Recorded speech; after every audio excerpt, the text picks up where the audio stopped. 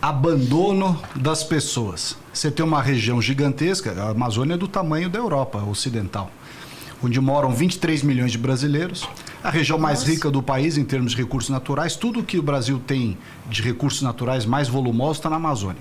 Ouro, diamante, água doce, madeira, biodiversidade, cassiterita, minério de ferro, tudo. Só que você tem 23, o número não é exato, mas você tem em torno de 23 milhões de brasileiros vivendo lá, em cima da região mais rica do país em termos de recursos naturais, mas com o pior índice de desenvolvimento humano. Quer dizer, você é um miserável sentado em cima de um tesouro. Entendi. Isso é um convite à ilegalidade. É um convite. Porque o cara fala, pô, eu vivo aqui mal, estou sentado em cima de um monte de coisa, eu vivo ao lado de riquezas naturais muito grandes, não posso explorar nada e ninguém está nem aí para mim. Nem o centro-sul do Brasil, nem a Europa, nem os Estados Unidos. Quer dizer, no fundo, querem que a pessoa continue sendo um miserável desde que ela não toque no meio ambiente. Isso é um convite à ilegalidade, é uma forma explosiva. Mas dá para explorar essa... Porque assim, o mundo explora, né? As riquezas que tem. A gente vê na África o diamante, né, sendo extraído muito, o petróleo na Arábia Saudita e tudo mais. Por que até aqui no Brasil tem alguns lugares que tem petróleo e tudo mais, por que não, a gente não consegue explorar isso de uma forma legal e que não agrida? Ou tipo, não existe isso, não tem como explorar sem agredir? Essa foi a minha briga lá no Ministério. Foi por causa disso que a gente apanhou tanto aqui dentro, sobretudo vamos dizer assim, da elite esquerda caviar do Sul e Sudeste. Sim. Porque tem uma visão, essa turma tem uma visão da Amazônia como se a Amazônia fosse um Simba Safari. Você vai lá, tira duas... Essa frase é boa, vou usar em conversas. A turma quer ir lá, tirar 2, 3 fotografias, mas ninguém quer morar lá, né? O cara quer passear lá, óbvio que como não, se fosse um parque de diversões, depois vai embora e deixa o coitado lá morando na miséria. Então, o que acontece? Nós somos criticados justamente por defender esse desenvolvimento econômico sustentável. Mas econômico sustentável, não é só desenvolvimento sustentável. Porque o que esses grupos entendem como sustentável é não põe a mão em nada, não mexe em nada, deixa tudo como estava lá desde que os portugueses chegaram no Brasil. É impossível essa fórmula. É impossível. Então você tem que explorar adequadamente. Veja só. A Noruega explora petróleo no meio do Mar do Norte. Nós não podemos explorar o petróleo da Amazônia. Por que não? Porque eles não deixam. Dizem, a Amazônia não pode, tem outras riquezas, tem a bioeconomia, o sujeito tem que desenvolver as cadeias produtivas. Que tinha petróleo lá.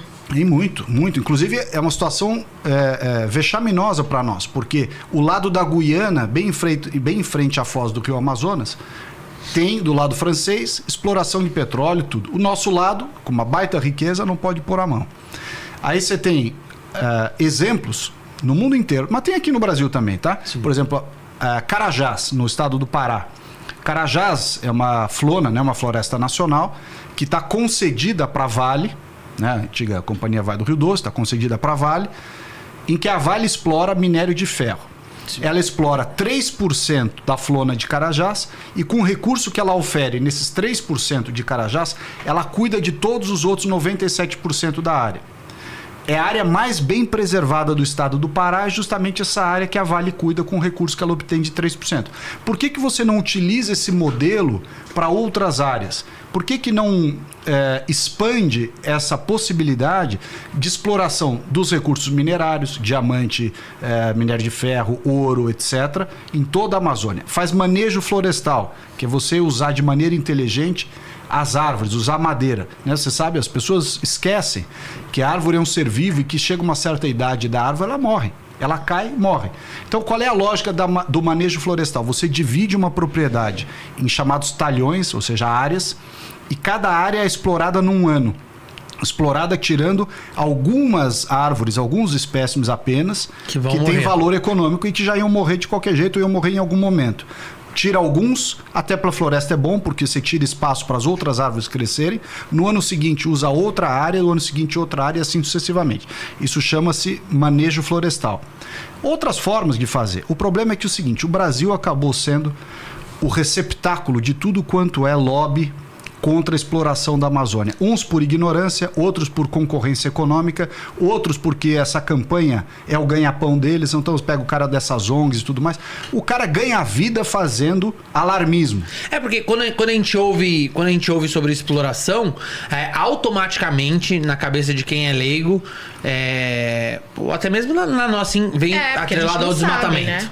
Tudo é assim, né? Ah, mas vão desmatar a Amazônia. É isso que vocês ouvem muito, não, né? Não é vão, já estão. Né? A Amazônia está sendo desmatada faz 20, 30 anos, mas mesmo assim, se você olhar a Amazônia comparada às outras florestas de outros países, nós fizemos isso. O Brasil, né? Manteve a floresta por mérito próprio. Não foi francês, nem inglês, nem alemão, nem ninguém, americano, que veio aqui preservar a Amazônia no nosso lugar. É a maneira do brasileiro viver na Amazônia. Esses 23 milhões de brasileiros que vivem lá, passados 500 anos da nossa colonização, você tem 84% da floresta preservada exatamente como era quando os portugueses chegaram lá. Quer dizer, todo mundo que vive na Amazônia, toda infraestrutura, estradas, cidades, rodovias, hidrovias, enfim, unidades de geração de energia elétrica, toda a infraestrutura da Amazônia, todas as pessoas que vivem lá, fazem tudo isso em 16% do território. Os outros 84% é absolutamente intacto e preservado.